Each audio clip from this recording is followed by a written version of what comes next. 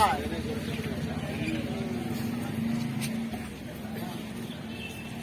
জানালে বিজেপি হায় হায় হায় হায় হায় হায়।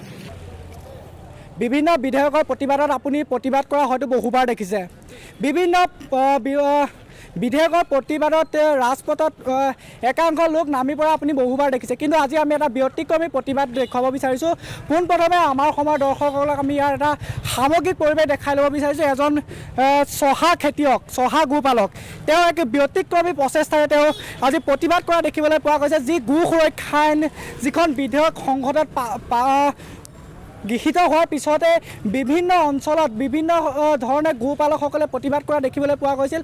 বিভিন্ন সামাজিক মাধ্যমত সেই প্ৰতিবাদসমূহ এক প্ৰকাৰে ভাইৰেল হোৱা দেখিবলৈ পোৱা গৈছিল। কিন্তু আমি আজি মাজুলীৰ এজন যি চহা গোপালক, সেই গোপালকৰ এক ব্যতিক্ৰমী পন্থাৰে কৰা প্ৰতিবাদৰ আমি যি দৃশ্যাংশ, সেই দৃশ্যাংশ দেখুৱাব বিচাৰিছোঁ। আমি পোনে পোনে সেই যিজন চহা গোপালক আছে আমি তেখেতৰ পৰা জানিব বিচাৰিছোঁ।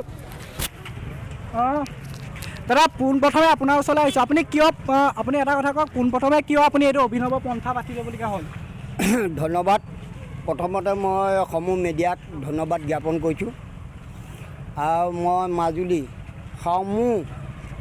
মই সাংবাদিকসকলক বিনম্ৰভাৱে অনুৰোধ জনাইছোঁ, এই আইনটোৰ কাৰণে আমি মাজুলী হাজাৰ হাজাৰ পৰিয়াল, চুকে কাণে, নগৰে চহৰে, গাঁৱে ভূঞে হাজাৰ হাজাৰ পৰিয়ালে এই গৰুকেইটাকে পোহপাল দিয়ে। বছৰেকত এহাল গৰু বেছি ল'ৰা ছোৱালী পোহপাল দিয়াটো, ল'ৰা ছোৱালী পুহি মেলি বৰ্তমান জীয়াই আছোঁ।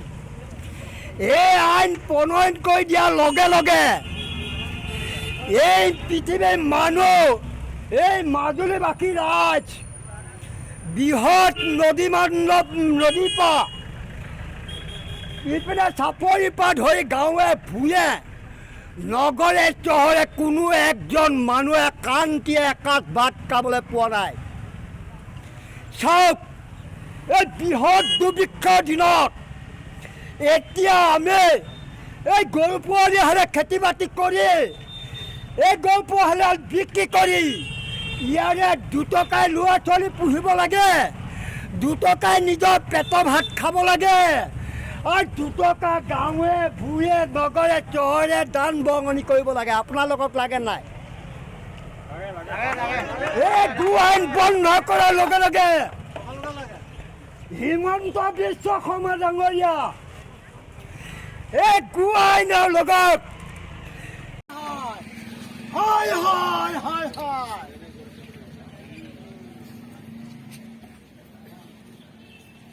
জানালে বিজেপি হায় হায় হায় হায় হায় হায় হায় হায় হায়